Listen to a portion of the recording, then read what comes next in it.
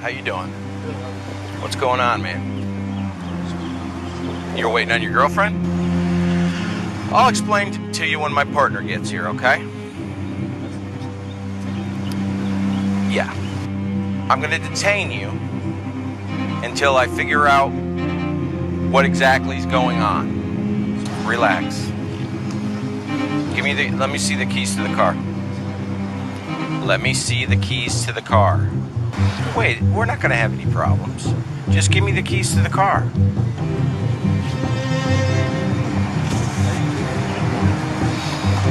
Wade.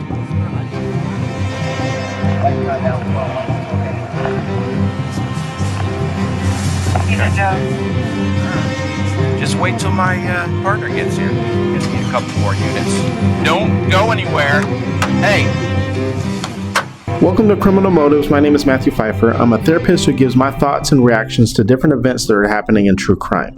In this episode, we're going to be talking about the Deadpool Killer, Wade Wilson. Did he really get away with multiple different violent crimes just because of his good looks? We're going to get into this and much more. If you enjoy this type of content, be sure to like, share, subscribe, turn on notifications so you don't miss a thing. Let's watch this next video together so you can get caught up to speed, and I'll give you my thoughts and reactions after. Now, despite the hate tattoos and Joker-style face tattoos, and despite 2 murder convictions, Wade Wilson continues to receive a lot of attention from women, even as he's now on death row. But how did we get here? To understand that fixation, we have to rewind past the headlines, past the tattoos, and into the choices that led him here. He was born on May 20th, 1994. His birth name was Anthony Testasica, but soon after he was adopted, his adopted mother began calling him Wade, and the name stuck. A good chunk of his life has been spent in and out of prison. Online records show he's been convicted of burglary, grand theft, felony possession of a weapon. He had a number of accusations of domestic violence, and he's admitted to using a number of hard drugs. It's the crimes he committed in 2019, though, that made him a notorious killer. But still, not everyone saw him as this monster. There were a lot of women, and some men too, that were completely enamored by Wade Wilson. And that's explored in Paramount Plus's newest docu-series by Law and Crime Productions titled Handsome Devil, Charming Killer. A lot of ladies think he's attractive. Very nice, very well spoken. This is what I do with women, you know. I use my charm, use my good looks. I fell very much in love with Wade. He's the ultimate bad boy. I almost thought I could fix him. To understand how we got here, let's rewind to October 7th of 2019. It's then we meet a woman named Mila Montanez, who was in a relationship with Wade Wilson. And on that Monday morning, he brutally attacked her. 911, what is your emergency? Hey, yes, we have an incident here in the parking lot. And I'm trying to remember what our address is. Is that Benson and Associates? Do you need police there? Or you need the fire department or an ambulance, ma'am? Well, there's a man grabbing a woman in front of in our parking lot. So there's a fight going on? It's like near to Joe's Crab Shack. Okay, ma'am. So is that a fight that's going on?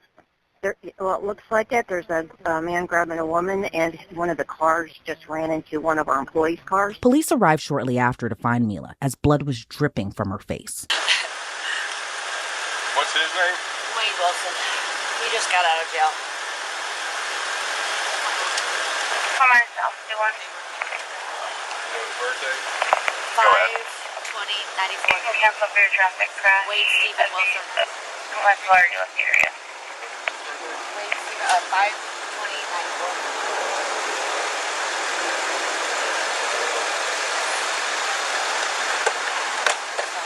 Alpha 1, copy. I'll be en route to ambulance.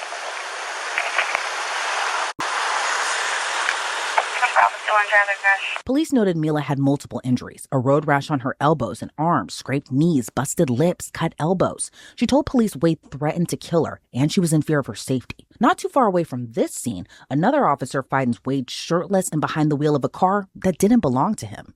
How you doing? What's going on, man? You're waiting on your girlfriend? Oh, okay.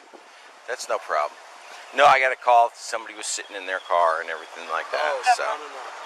We own Mila's spot. She's coming. Oh, okay. She's on her way now? Yeah, we own Mila's spot right there. Mm-hmm. Okay. We were going to go to Jersey. Okay. L41 to bike 5. ETA? What's wrong, sir? Copy, I'm 1012. What's wrong? I'll explain to you when my partner gets here, okay? Are you arresting me or something? Detaining me? Yeah. About this morning. Can you call my girlfriend on your phone, please? Can you call your girlfriend on your phone, please? Say again? Can I call my girlfriend on your phone, please? Or can you call her for me? Yeah, I can do that. But I'm just waiting for my partner to get here. Yeah, absolutely. And here's what's going to happen. Is the car running? Shut the car off for me. It's off? I'm going to detain you until I figure out what exactly is going on. I'm just waiting on my girlfriend, sir. I told you. I don't want to be harassed or anything. Wait, you don't want any trouble from me because you're on probation, okay? Okay, yeah, that's what I'm saying. So I'm going to have you step out of the car, and I'm going to detain you. Not arrest. Detain you right now. Okay? And I can't have any problems. You understand me? All right.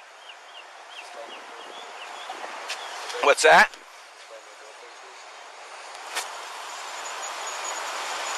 Bike 5, I'm at Joe's Crab Shack in the parking lot. I will. I give you my word. No. I have to detain you. By our procedures, I have to detain you. Because of the battery this morning. There wasn't any battery? Okay. I will. No. Just relax. Let me see the keys to the car. Let me see the keys to the car. Keys. Keys. Wait, we're not going to have any problems. Just give me the keys to the car. I didn't do anything wrong. Wade. Sir, I didn't do anything. Look at me. Oh my God, I'll be good. Okay. All right. Please. Just wait till my partner gets here. L41, gonna need a couple more units. Don't go anywhere. Hey.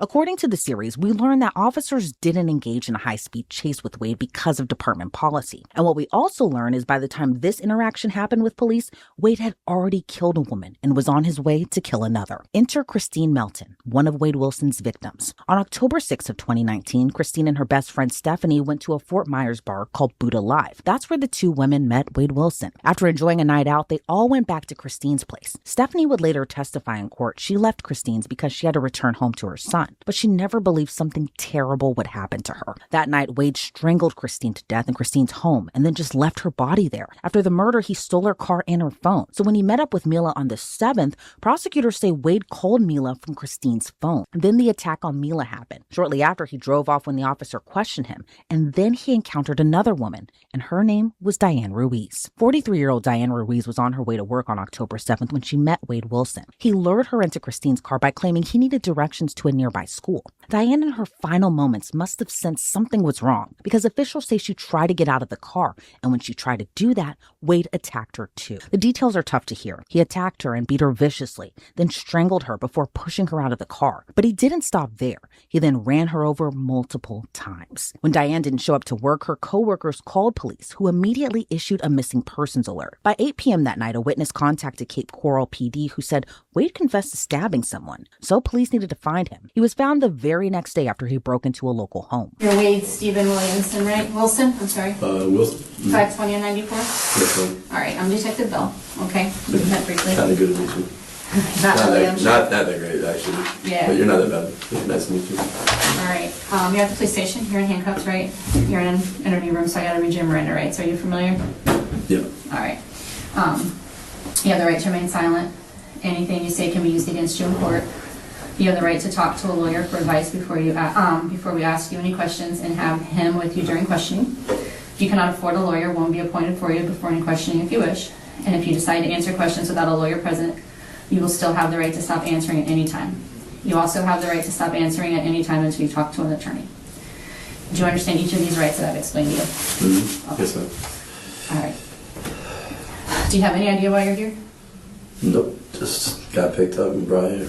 Okay. All right. With these rights You in tell mind? me. All right. So you want to talk about what's going on here tonight? Not necessarily. I'm just seeing what I'm here with. You just want to know why you're here? Yeah. Okay. That would be a good start. All right. Whose house were you in? I don't know. Okay. Okay. How did you get in the house? Just through the back. It was open. Okay. So Walter in. All right. So you didn't have permission to be in that home?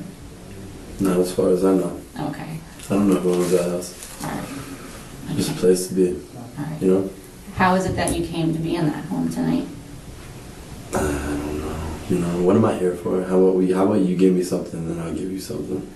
Tell me what I'm here for. Tell me what you're thinking. Am I charged for something? Are you questioning me for something? Well, there was a disturbance between... This would be a good start. Yeah. Right. There's a disturbance between you and your girlfriend today, right? This morning. Are you saying right, or are you telling me? I'm asking you. you. Gotta phrase this in the right way now. Well, I'm asking if you're telling me that's the one I'm here for, then I'm going with what you're telling me. But I'm not answering these type of questions. I'm just curious why I'm here. Okay, so Fort Myers Police Department says that you had a disturbance with your girlfriend today. Mm-hmm. And an officer made contact with you outside of Joe's Crab Shack. Mm-hmm. And that encounter didn't go very well and you left. He's a jerk. Okay. He wasn't very nice. He need to train better. Okay. Maybe people will stick around. All right. So there was a little, I don't know exactly what went on between the two of you, but you two met and you left. Yeah. Okay. And you left in a black Honda that did not belong to you. Yeah, he made me leave. He made you leave? Mm-hmm. He told you to leave? Or? He was going to tase me. Oh, well, that make me leave. He was just being real triggered. By this point, Diane's case was considered a missing persons, but police suspected possible foul play. Then the dots started connecting more. These cases were connected, and the suspect behind them was Wade Wilson. Diane Ruiz's family pleaded for her safe return, but as the hours turned into days of no word from her, they just wanted to know what happened and where she is. Then her body was found on October 11th. As officials confirmed, it was Diane Ruiz. Wade denied he had anything to do with two murders. In the docu-series, his ex-girlfriend Mila admitted to talking with Wade in jail even after what he did to her. How are you? Yeah, goddamn. I know. Yeah, I know, Mila. I know, baby. I know. I f***ed up badly. The This worst. is not a f*** up, babe. This is not a f*** up. No, this is more than a f*** up. This is more than a f*** up, okay? I'm so sorry. I'm sorry that I put you in this position. I'm sorry that you had people trying to talk to you. You know. Hey, listen. I'm not sorry about any of this. You killed two people. Why are you not remorseful at all about this? I am. Why do you think I told them that I did? They had the son. That could have been my son saying, I want my mom to walk to the Yeah, but Mila, it never would be you. You got to understand what I'm telling you. And we got to get over this. We're going to be talking a little bit, at least. I never was going to kill you, ever. Could have been saying, I'm waiting for mom. This guy, this little boy on the news says, I'm waiting for my mom to walk through the front door.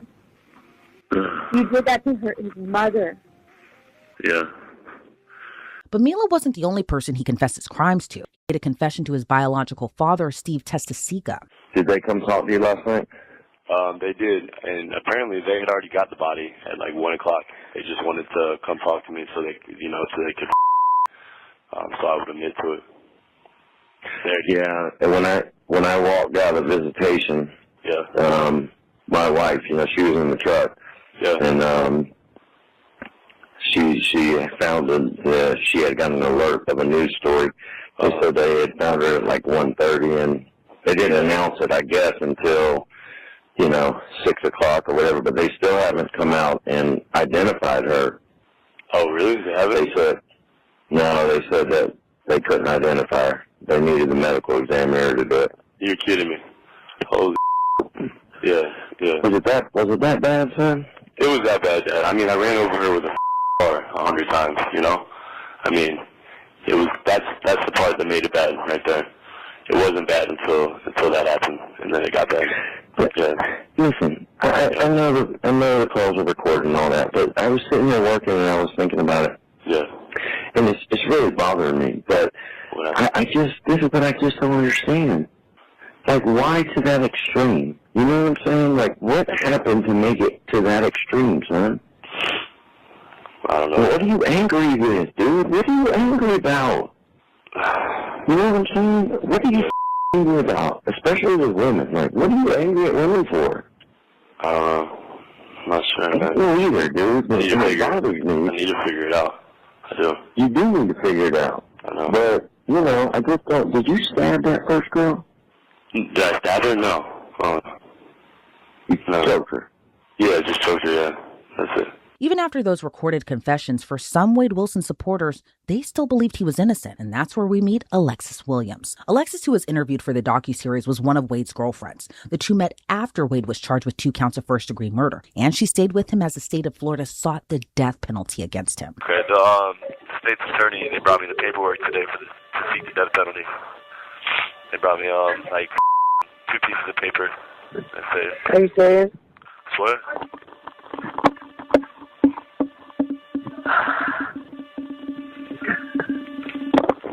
Look, it says, notice of intent to seek death penalty, and then it tells why, or whatever.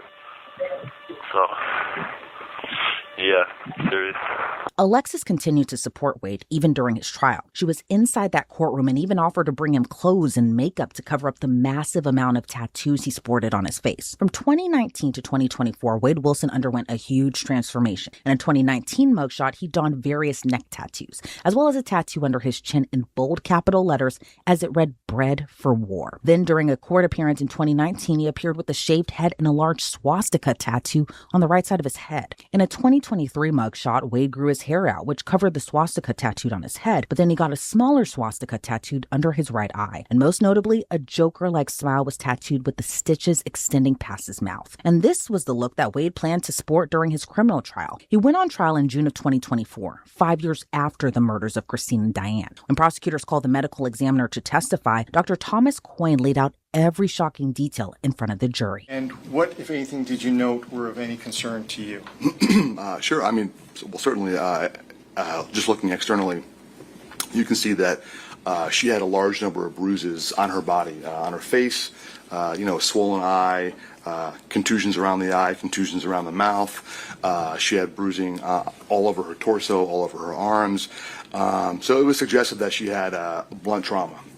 And being a young person, you always wonder if whether or not that could be, the cause of a person's death.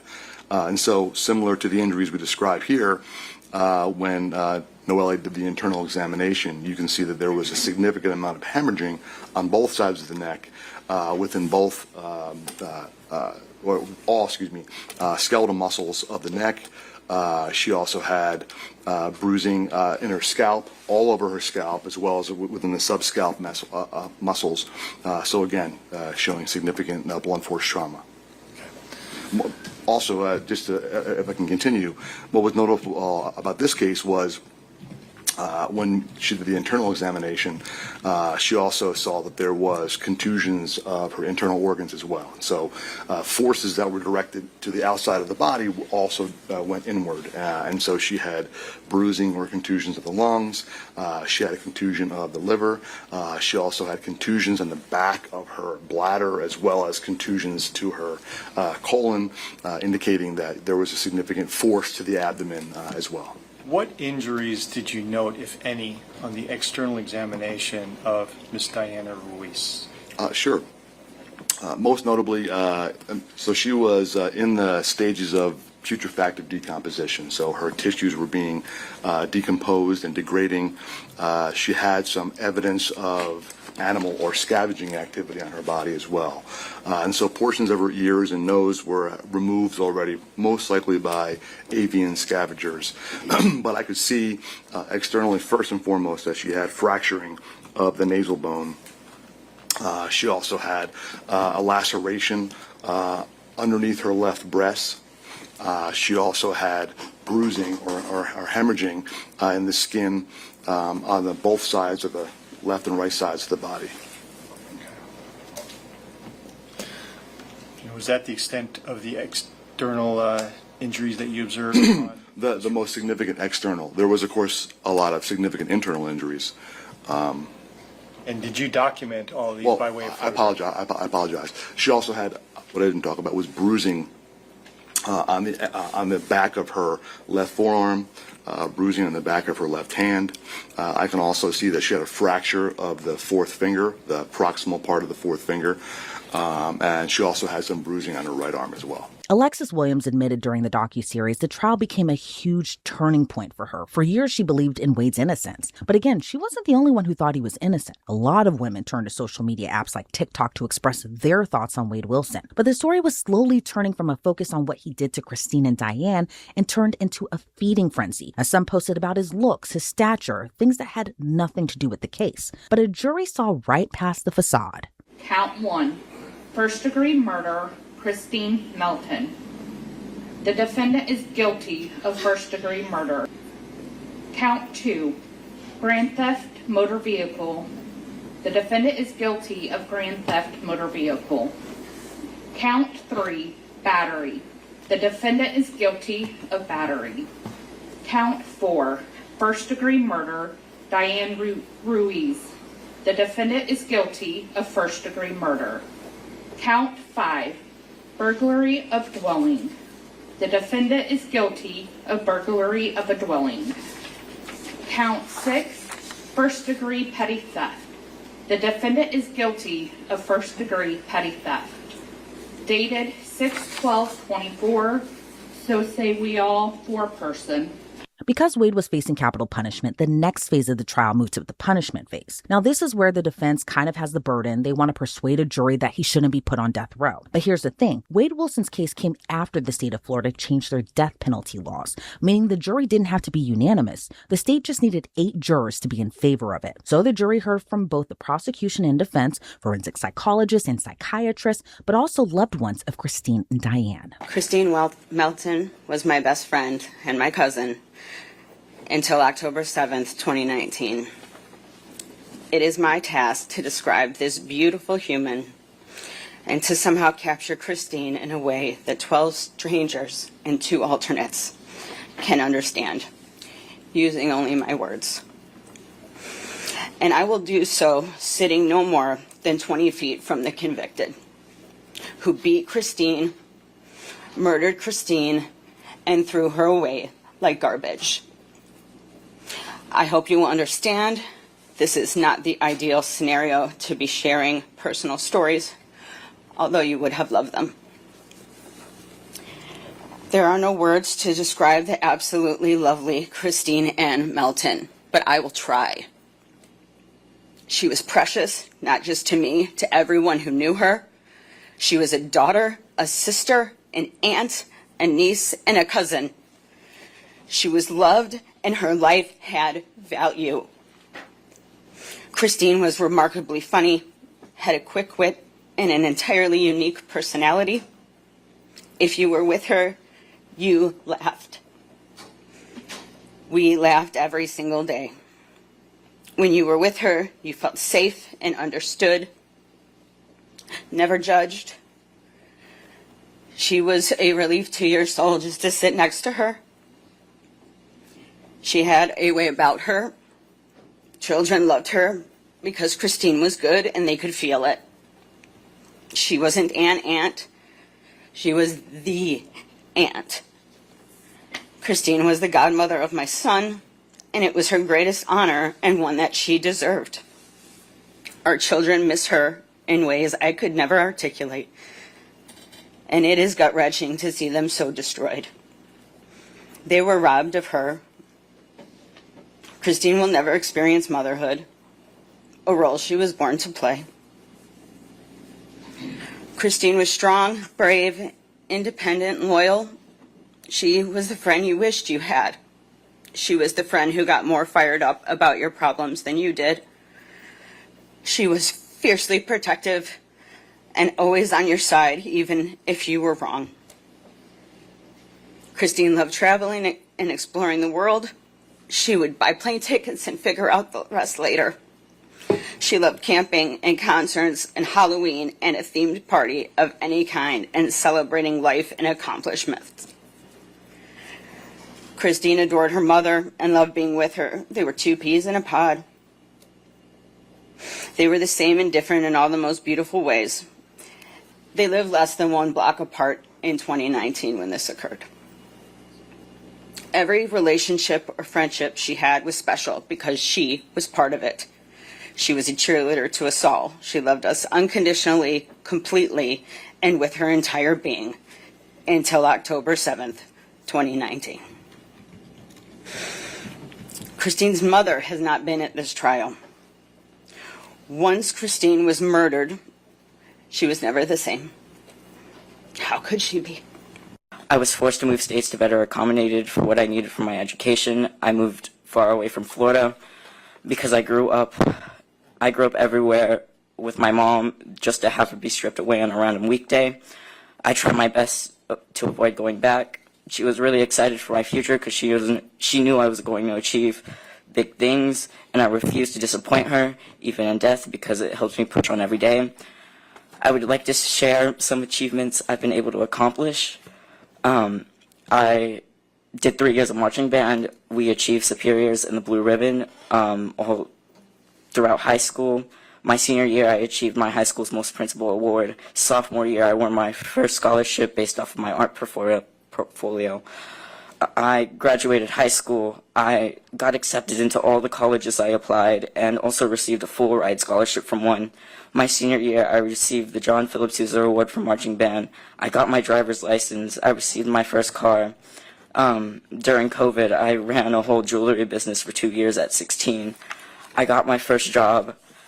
I'm getting my first apartment July. I'm a year ahead in my college education, and I have my first internship as a graphic designer. I only listed 13 out of many, both big and small, achievements. All 13 of these achievements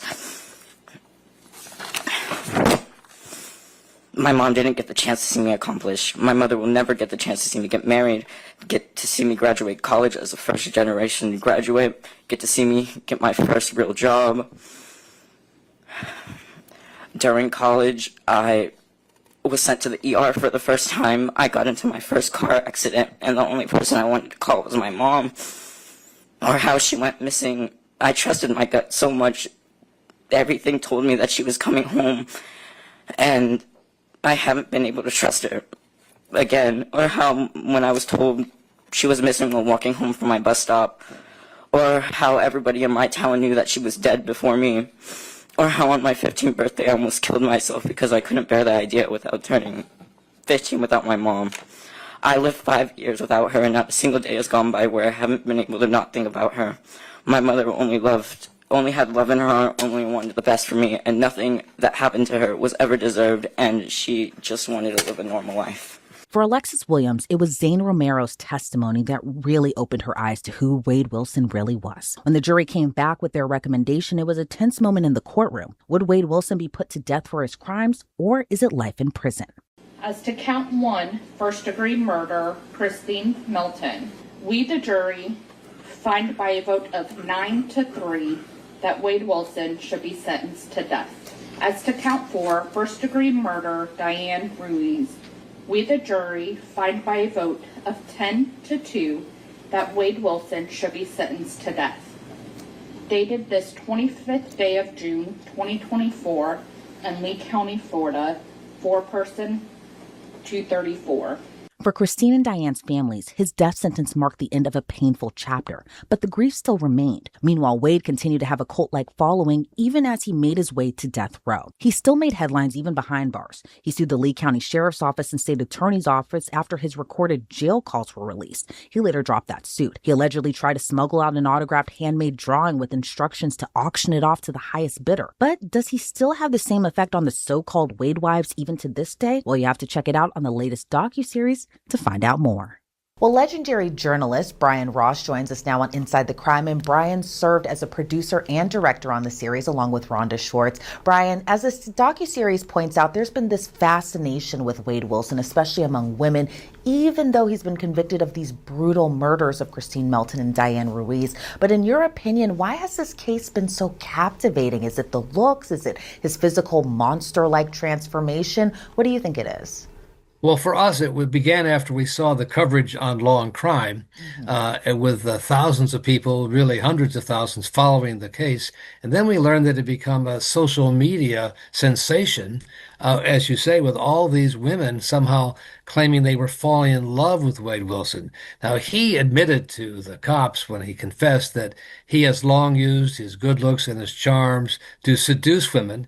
And he also said what overcomes him is a rage. And he talks about murder, murder, murder. So all of that came together. We wanted to know more, just like you're saying, about why these women fell for him. What was it that led them to think this man was somebody they could fix or they could be part of? Some of these women wanted to have his babies. They wanted to get married to him. And they all thought they were the only ones. And at one point, the prosecutors during the trial revealed there were many women. This outraged a lot of his followers who thought they had been cheated on by Wade Wilson. Yeah, and it was really interesting to see it all unfold because to your point, as he was saying like things like murder, murder, murder, and kill, kill, kill, and how he was just not himself, as he says, while he was high on drugs. And that's what kind of led him to do these very shocking, very brutal things to these women. But as you were learning things while putting together this docu-series, what was the most shocking thing you found as the story was kind of unfolding right in front of you?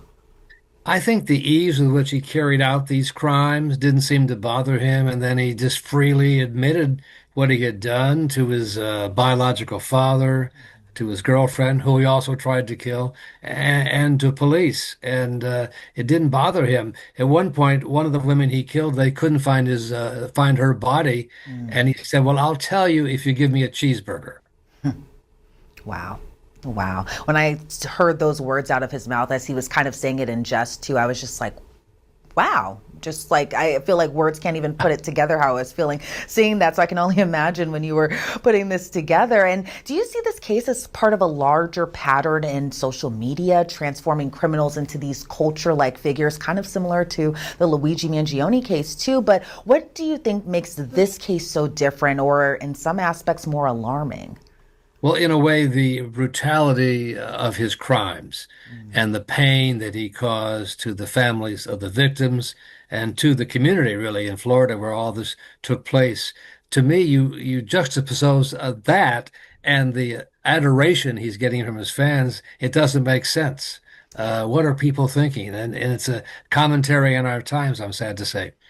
Yeah, especially if you get on TikTok and you see these slow motion moving videos of Wade Wilson. He's sitting down at the defense table. He's smiling. It's all to this music that's supposed to draw the viewer's attention. But it's like, again, the point here is that this man's on trial because he brutally killed two women and really hurt another one, too. And, you know, Brian, all these interviews were very captivating because we can see allegations on paper. We can see a trial unfold in front of our eyes. But to hear from people who were a part of this outside of kind of those different areas.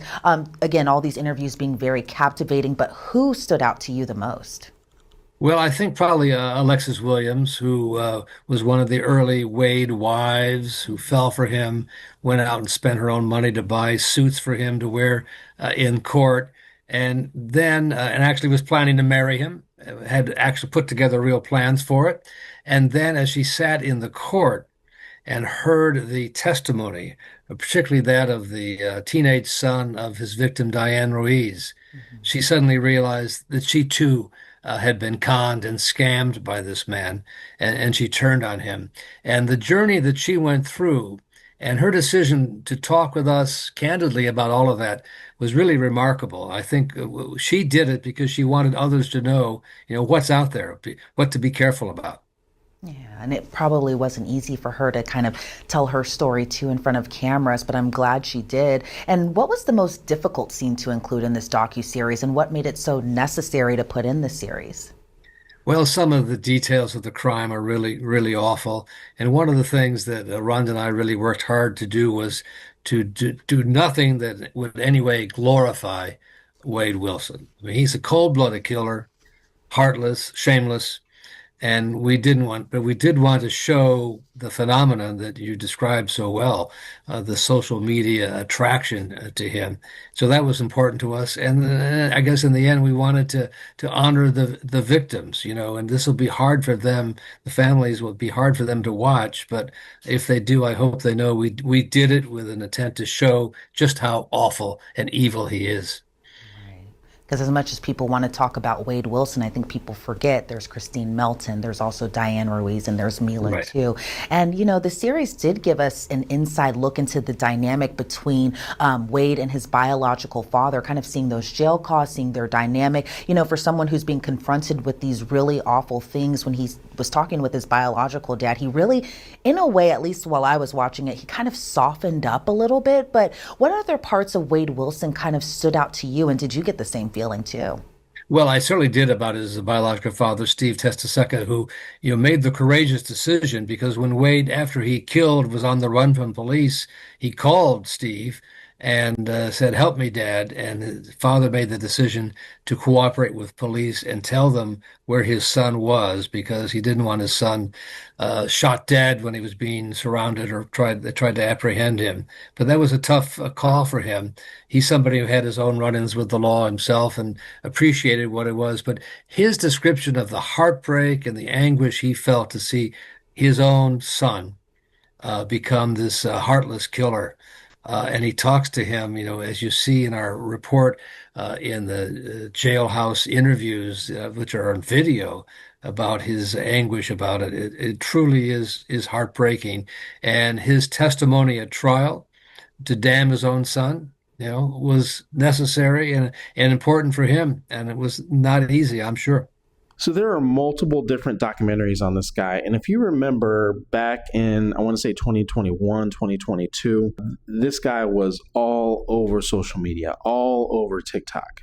And it was disturbing to see how many women were flaunting themselves at him, sending him money. If you go to TikTok right now and you type in his name, there are going to be women who still advocate for him being innocent, even though he pleaded guilty, specifically because they think he looks good.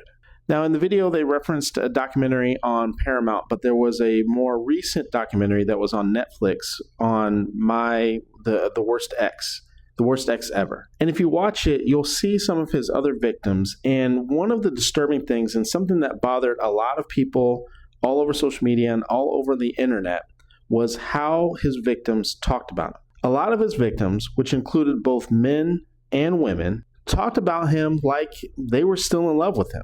And you could literally hear them justify his bad behavior just because he was 6'5", just because he looked good.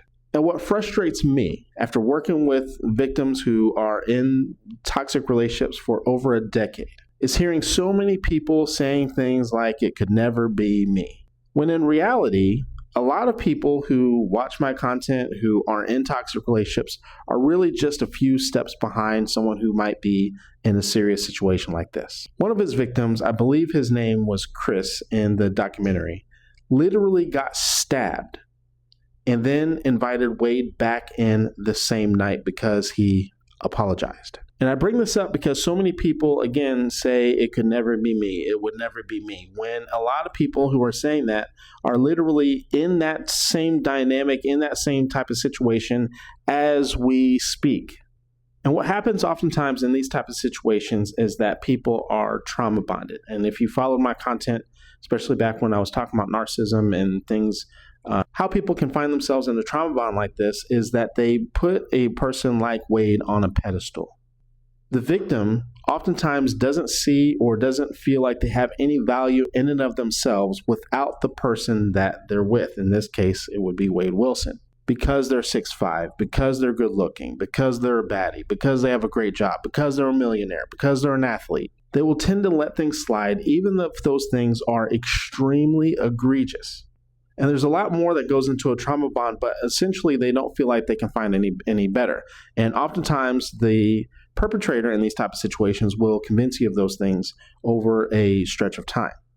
Another thing that happens in these type of situations is that these type of situations move extremely quickly.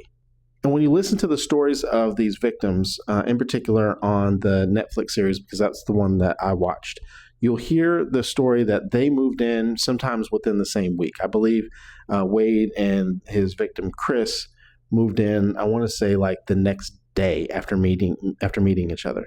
And you'll hear the common pattern with this. Now, just because you go slow doesn't necessarily mean that someone can't be abusive, but it does significantly reduce the chances that someone is, because someone who is highly manipulative, highly abusive, highly into gaslighting and those sorts of things, the way that someone like Wade Wilson is, tend to like to move fast, because it gives them an opportunity to get their grips in, so to speak. Because once you are moved in, it's a really difficult to get someone to move out.